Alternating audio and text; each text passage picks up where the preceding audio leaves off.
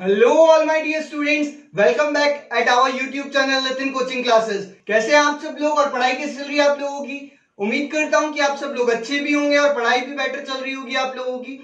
देखिए, आप लोगों को नया नोटिफिकेशन गवर्नमेंट की तरफ से, राजस्थान बोर्ड की तरफ से मिल गया होगा कि 9th एंड 11th क्लासेस को डायरेक्टली प्रमोट कर दिया जाएगा। 10th और 12th क्लास के अंदर उनके कोई भी एग्जाम नहीं होंगे, बट ऐसा कोई भी नोटिफिकेशन अभी तक नहीं आया कि 10th और 12th के एग्जाम नहीं होंगे। आपको प्रिपेयर रहने की जरूरत है। ऐसा नहीं है कि शौक नहीं, ये नहीं कि आप लोगों ने प्रिपरेशन छोड़ दी अपनी। 10th और 12th वाले स्टूडेंट्स अपनी प्रिपरेशन रेगुलर कंटिन्यू करेंगे और 9th और 11th के स्टूडेंट्स को चाहिए कि वो 10th और 12th की स्टडी पे फोकस करें। तो देखिए, वैसे तो मेरा मन वीडियोस बनाने का, यूट्यूब पे वीडियोस बनाने का हट गया था due to some reasons, but आप लोगों से मिले हुए अच्छे रेस्पॉन्स और अप्रिशिएशंस के कारण मैं वापस हाजिर हूं आप लोगों के लिए सिलेक्टिव क्वेश्चंस पार्ट 4 लेकर। तो चलिए, देर किस बात की, स्टार्ट करते हैं। Let's begin. एक बार फिर स्वागत है आप लोगों का हमारे YouTube channel Nitin coaching classes पर।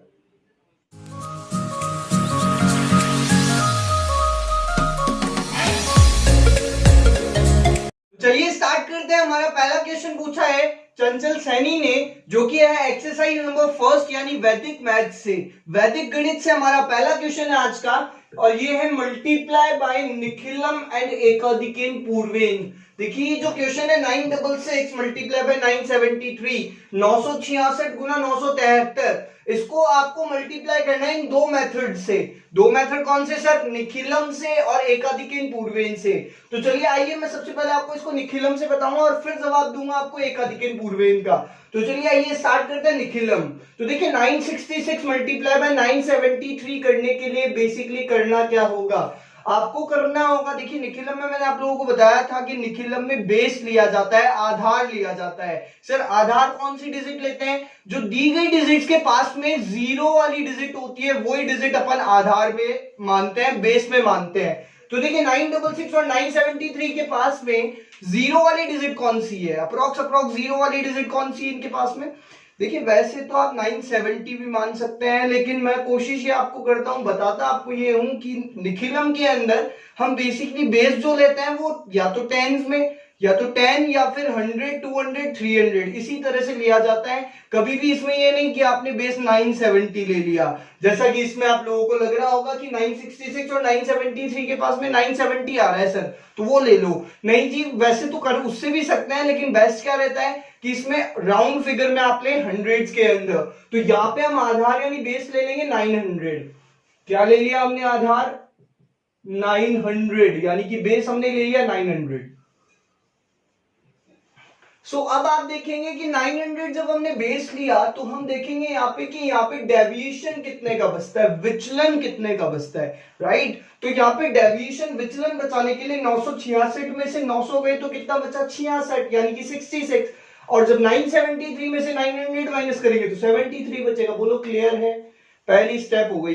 देखिए, आप लोगों को मैं वापस बता दूं कि वैदिक मैथमेटिक्स जो 9th के स्टूडेंट्स देख रहे हैं उनको मैं बता दूं कि यहाँ पे वैदिक मैथमेटिक्स के अंदर कुछ फॉर्मूलाज हैं, उनसे मल्टीप्लाई करने के लिए बोला जाता है। तो यहाँ पे एक फॉर्मूला है निखिलम, उसमें सबसे पहले आपको बेस लेना होता है, आधार लेना होता है। यहाँ पे हमने आधार लिया 900, तो 966 में से 900 जब माइनस करते हैं तो 66 डेविएशन यानी विचलन हमारा बचा। और 973 में से जब 900 माइनस करेंगे तो डेविएशन यानी कि विचलन कितने का बचेगा? 73 का डेविएशन बचेगा। तो करना क्या है? करना आपको ये है कि इधर एक ऑब्लिक आप लगाएंगे सबसे पहले, और ये जो दोनों डेविएशन बचे इनको इधर मल्टीप्लाई करा देंगे। इट्स सो सिंपल और सो इजी कि जो डेविएशन बचा है, जो विचलन बचे हैं, आपको इनको मल्टीप्लाई करा देना है। So simple. सर ऑब्लिक के इधर आपने ये कर दिया, ऑब्लिक के इस साइड क्या करना है वो सुनो। ये आपको डिजिट लेनी है और इस वाली डिजिट के अपोजिट डेविएशन लेना है। मतलब कि ये वाली डिजिट और ये वाला डेविएशन ले लो, चाहे तो ये वाली डिजिट और ये वाला डेविएशन ले लो। तो बताओ आप लोग कौन से डेविएशन और कौन सी डिजिट लेने वाले? आप चाहो तो ये भी ले सकते हो, आप चाहो तो 973 और 66 को डेविएशन भी ले सकते हो। तो यहां पे मैं 966 को डिजिट और 73 को डेविएशन ले लेता हूं और दोनों को प्लस करना है मेरे को। यहां पे क्या करना होगा गाइस, ध्यान से सुनिएगा, क्या करना है? प्लस करना है। बोलो क्लियर है? चलिए अब हम दोनों जब देखते हैं कि इन दोनों को प्लस कर दिया, एक चीज भूलिएगा मत। क्या सर, क्या नहीं भूलना, यहां पे आपको इनको मल्टीप्लाई कराना पड़ेगा आपके बेस वाली न्यूमेरिकल डिजिट से। सर बेस हमने क्या माना था, बेस माना था 900 यानी कि 900, तो 900 की डिजिट कौन है, न्यूमेरिकल डिजिट कौन है, 9, तो 9 से आपको मल्टीप्लाई कराना है। अब देखिए, चलिए आइए स्टार्ट करते हैं। जब हमने 9 का 9 देखा और 966 और 73 को जब हम प्लस करेंगे तो 966 और 73 आ जाइए प्लस करते हैं। देखो यहाँ 6 और 3 9 हो जाएगा, 96 और 7 यहाँ पे 103 हो जाएगा, तो 1039। और जब आप 66 मल्टीप्लाई बाय 73 करेंगे तो देखिए मल्टीप्लाई कर लीजिएगा, 4 अप्रोक्स देखिए 6 3 18, 6 7 42, 438 जब आप प्लस करेंगे तो अप्रोक्स मेरे ख्याल से कि 4818 आ जाएगा, 4818 आ जाएगा।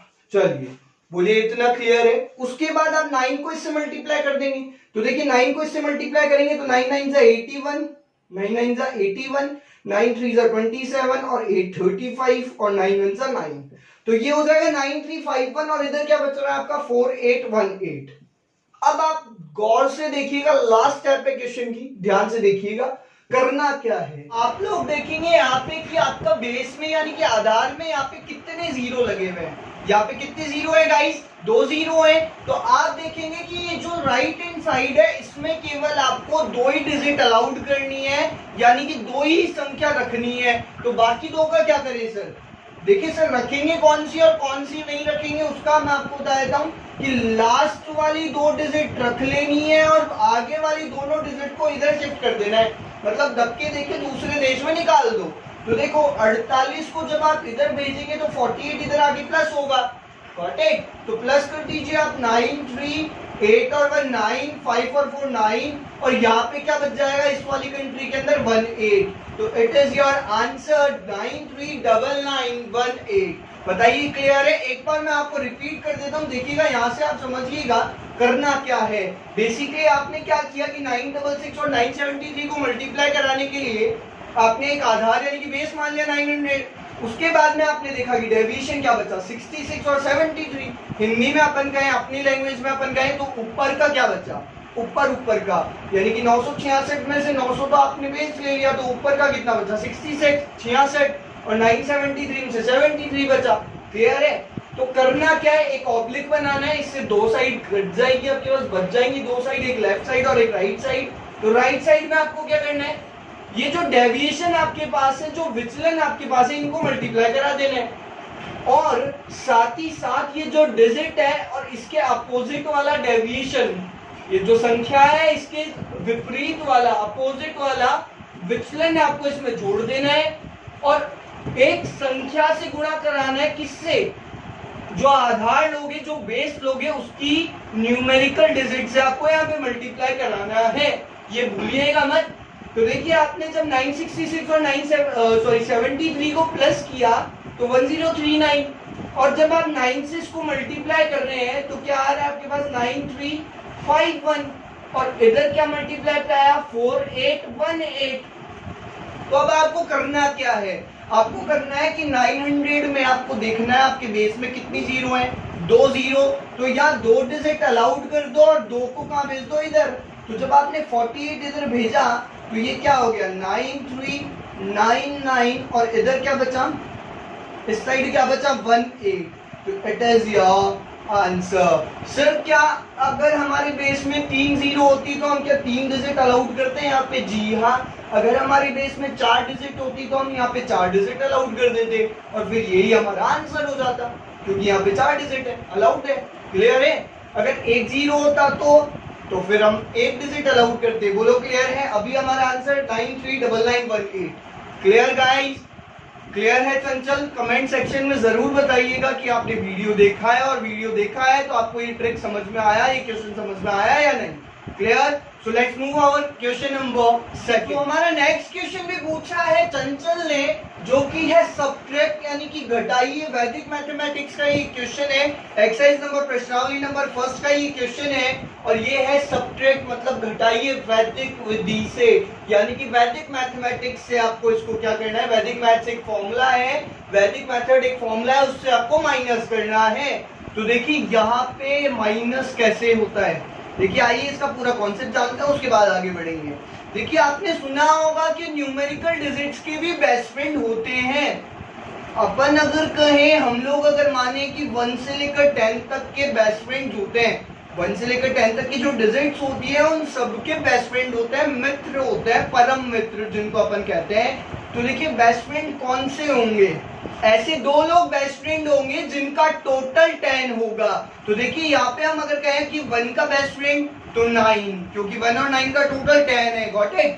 2 का बेस्ट फ्रेंड, 2 का बेस्ट फ्रेंड कौन होगा, 8, क्योंकि 2 और 8 10 हो गए। 3 का बेस्ट फ्रेंड 7, ऐसी 4 का 6, 5 का 5, 6 का 4, 7 का 3, 8 का 2, 9 का 1। क्लियर है, मतलब कि ऐसे दो डिजिट बेस्ट फ्रेंड होती हैं जिनका टोटल अगर किया जाए तो 10 आए। बोलो क्लियर है।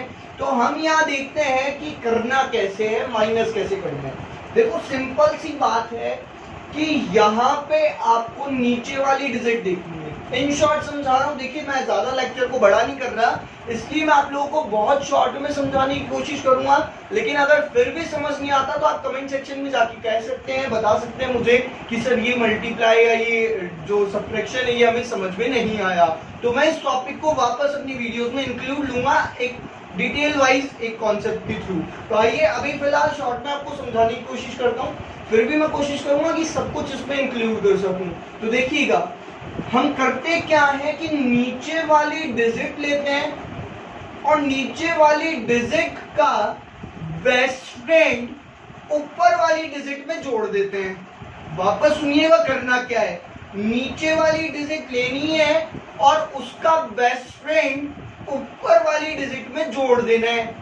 तो नीचे वाली डिजिट यानी 6 का बेस्ट फ्रेंड बताओ, 6 का बेस्ट फ्रेंड होगा 4, राइट। 6 का बेस्ट फ्रेंड 4, और 4 को आप 5 में प्लस कर दो, ऐड कर दो, तो बताओ 4 और 5 कितने हो गए, 9। बोलो क्लियर है, आ रही बात समझ में। अब यहाँ पे एक राम कहानी जरूर सुनना, जैसे ही आपने ऐसे माइनस किया वैसे ही एक पॉइंट जिसको हम एक अधिक बोलते हैं, एक पॉइंट वो इसके बगल वाली डिजिट पे चला जाता है। मतलब इस पॉइंट का मतलब 1 होता है, ध्यान रखना। अब मैं यहाँ ऐसा तो नहीं कि 1 लिख दूं, राइट, इसलिए क्या लिख देता हूँ, पॉइंट लगा देता हूँ। तो पॉइंट का मतलब क्या समझेंगे हम लोग, 1। तो देखिए ये कितना हो गया, 4 और 1 कितना हो गया, 5, गॉट इट। तो यहाँ पे 4 और 1 5 हो गया, तो 5 का बेस्ट फ्रेंड बताओ, 5 का बेस्ट फ्रेंड 5 होगा खुद, और 5 को 3 में प्लस कर दो, तो बताओ 5 और 3 कितना हो गया, 8 यहाँ पे हो गया। बोले क्लियर है, आ रही बात समझ में। और ये एक पॉइंट यहाँ शिफ्ट हो जाएगा, बोलो क्लियर। अब यहाँ आप देखेंगे कि सर 5 और 1 कितना हो गया, 6 हो गया। 5 और 1 कितना हो गया, 6 हो गया। आपको 6 का बेस्ट फ्रेंड ढूंढना है। 6 का बेस्ट फ्रेंड कितना होगा, 4। लेकिन आप इस तरीके से करेंगे नहीं। सर क्यों, क्योंकि यहाँ तो डायरेक्ट माइनस कर सकता हूँ ना मैं, जहां डायरेक्ट माइनस हो सकता है वहां ये मेथड लगाना नहीं है। तो यहाँ डायरेक्ट माइनस कैसे हो सकता है, देखो 7 में से 6 माइनस करेंगे तो कितना बचेगा, 1 बचेगा। बोलो क्लियर है। तो सर अगर हमने डायरेक्ट माइनस किया है तो इसका मतलब आप पॉइंट भी शिफ्ट नहीं करोगे। जी हाँ, अगर डायरेक्ट आप माइनस करते हो बिना ये वाला मेथड लगाए तो आपको पॉइंट भी शिफ्ट नहीं करना। तो करना क्या है अब आगे, सर यहाँ डायरेक्ट माइनस हो रहा है कि देखो 6 में से 7 जाता है, कभी घटाया है आपने, कभी 6 में से 7 नहीं ना, तो फिर करना क्या है, 7 का बेस्ट फ्रेंड और उसमें ऊपर वाली डिजिट प्लस कर दो। तो बताओ 7 का बेस्ट फ्रेंड कितना, 3 और 6 9। बोलो क्लियर है। अब जाएगा एक पॉइंट, क्योंकि हमने मेथड लगाया, हमारा क्या लगाया मेथड, नीचे वाली चीज का बेस्ट फ्रेंड ऊपर वाली चीज में जोड़ दिया, तो यहाँ पे ये पॉइंट शिफ्ट हो गया। अब मेरे को ये बताओ ये कितना हो गया, 3 और 1 4। 3 और 1 अगर 4 हो गया तो क्या 4 में से 4 माइनस हो सकता है डायरेक्ट, जी हाँ।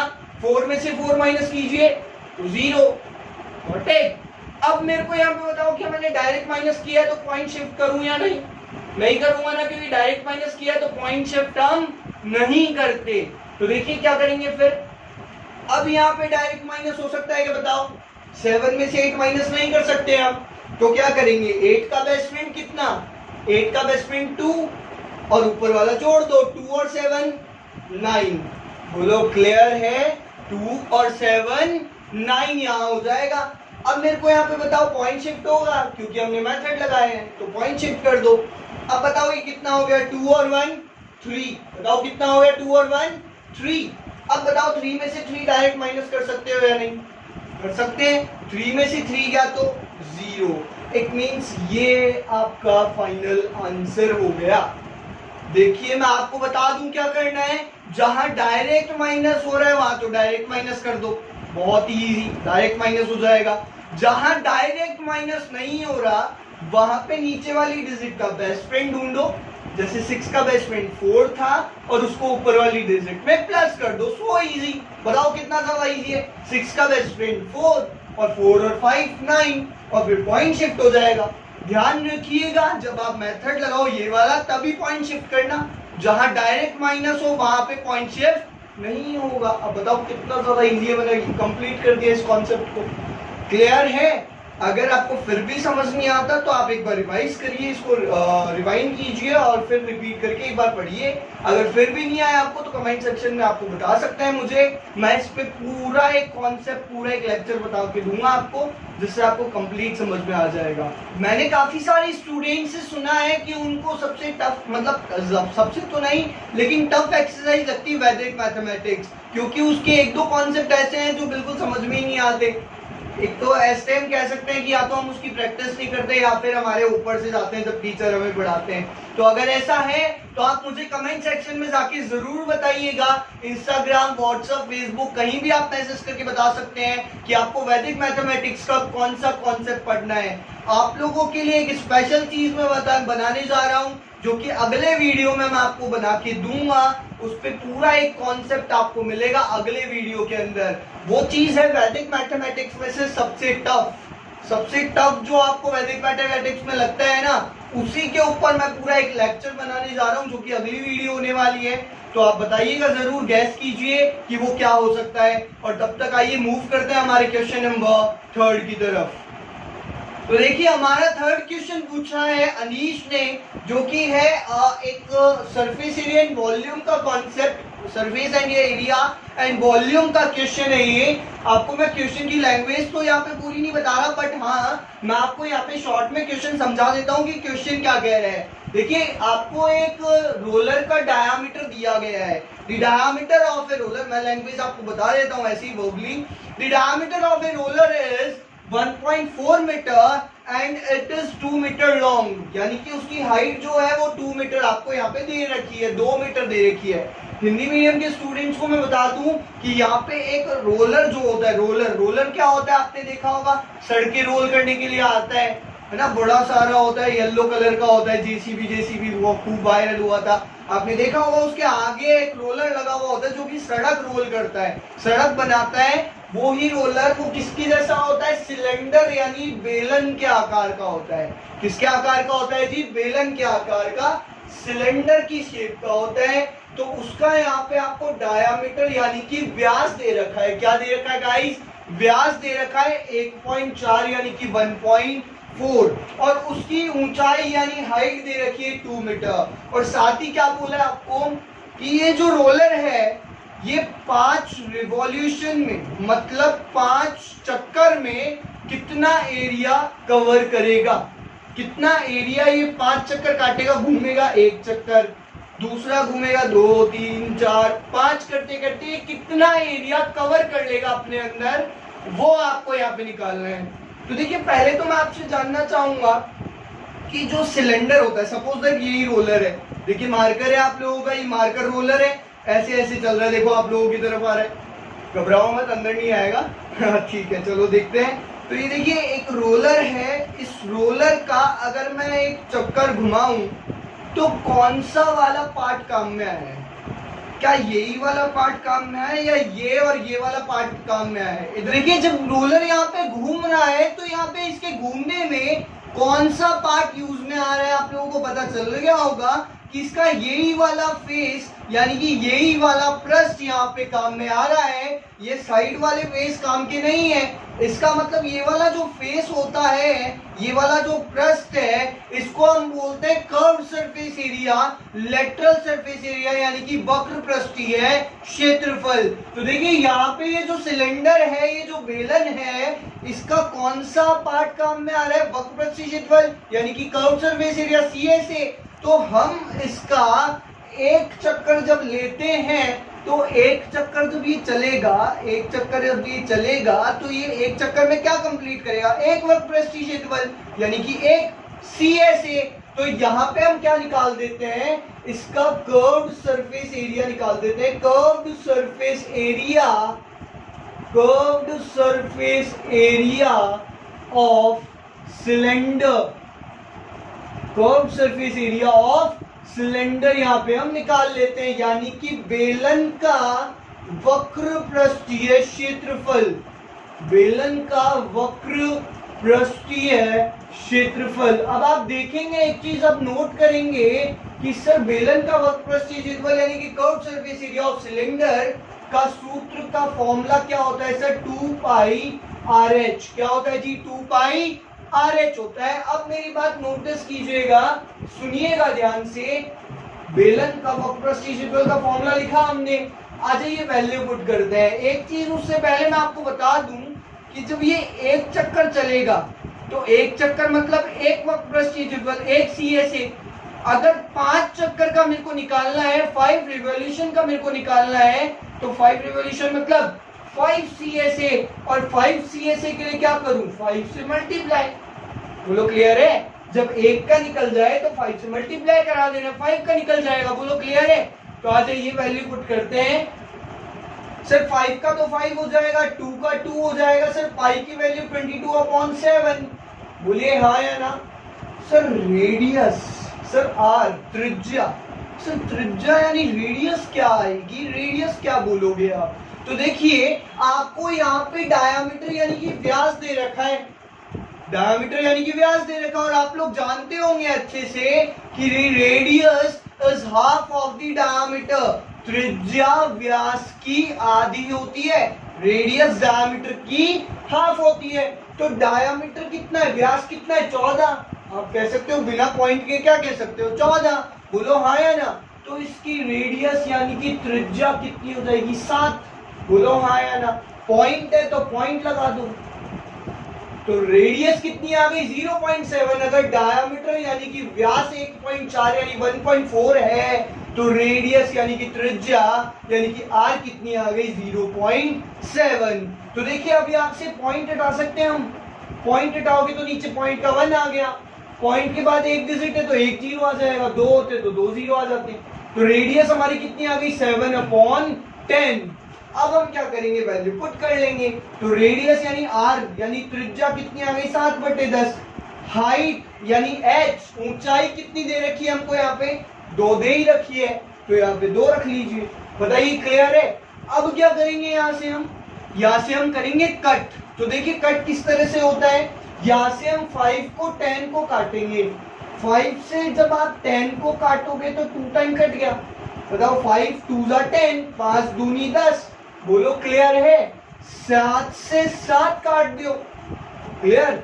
7 से 7 कट जाओ लो। तो फिर बचे हो कहीं? बचे हो साहब 202 ने भी काट दो। 2 से 2 को भी उड़ा दीजिए। तो बचा क्या सर? 22 टूजा यानी 22 दूनी 44। यहाँ पे आपका आंसर आ गया 44 मीटर स्क्वायर। 5 रिवॉल्यूशन में ये जो रोलर है वो कवर अप करता है। बताइए क्लियर है? देखिए मजा आया? तो आज की वीडियो गाइस हम यहाँ एंड करते हैं, यहीं समाप्त करते हैं। देखिए मैंने आपसे जैसे प्रीवियस वीडियो मैंने आपको कहा, अभी मैंने आपको वीडियो स्टार्टिंग में बताया एक चीज कि मैं आपको फर्दर वीडियो, जो नेक्स्ट वीडियो आएगी हम लोगों की, वो होगी एक्सरसाइज नंबर 1 में से सबसे टफ कॉन्सेप्ट। जो आपको सबसे टफ कॉन्सेप्ट लगता है वो मैं आपको आने वाली वीडियोस में बनाऊंगा, उसके ऊपर पूरा एक लेक्चर मैं आपको वहां पे दूंगा। तो आप अभी कमेंट सेक्शन में जाइए और मेरे को बताइएगा जरूर कि कौन सा कॉन्सेप्ट आपको हार्ड लगता है और मैं कौन सा कॉन्सेप्ट आगे आने वाली वीडियो में लेने वाला हूं, सबसे टफ कॉन्सेप्ट, सबसे हार्ड कॉन्सेप्ट। तो चलिए आज की वीडियो को मैं यहीं समाप्त करता हूं, यहीं एंड करता हूं। ऐसी वीडियोस मैं और आगे आपके लिए लेके आता रहूंगा। फिलहाल नेक्स्ट वीडियो के लिए मैंने आपको बता ही दिया है, सबसे टफ कॉन्सेप्ट आगे आने वाली वीडियोस में होने वाला है। ये मैं उम्मीद करता हूं कि आप सब लोग इन वीडियोस को देख के इन सारे क्वेश्चंस की प्रैक्टिस करेंगे और होप करता हूं कि आप लोग अपने अपने घर में सोशल डिस्टेंसिंग का भी फॉलो करेंगे। तो thank you so much guys, see you soon all, till then, good bye.